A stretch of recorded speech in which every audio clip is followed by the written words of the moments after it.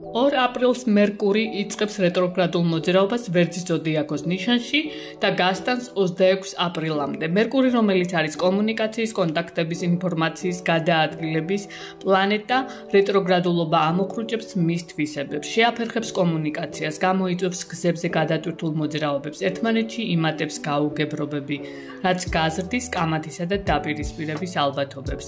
ახლო ადამიანებთან, და-ძმებთან, ნათესავებთან, მეგობრებთან, მეტად ყურადღებით იყავით, რას ამბობთ, მოერიდეთ კრიტიკას, იმპულსურ და დაუფიქრებელ საუბრებს და ქმედებებს.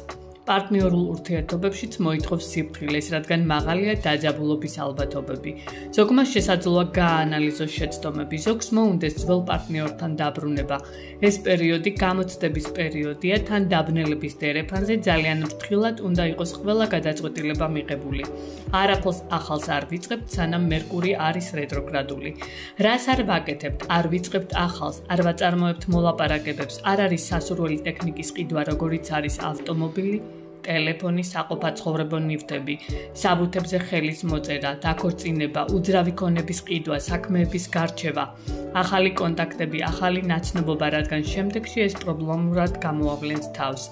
როგორ უნდა ვიმოქმედოთ, გადახედეთ ძველ პრობლემებს, საკითხებს და ეცადეთ მის გამოსწორებას, გადახედეთ საბუთებს, ვისაც გინდათ დაასრულოთ ურთიერთობები და მოიშოროთ ხელისშემშლელი ფაქტორები, საუკეთესო პერიოდია ამისთვის. ავტომანქანის, გაფუჭებული ნივთების შესაკეთებლად, ძველი პრობლემური საკითხების მოსაგვარებლად. წარმატებებს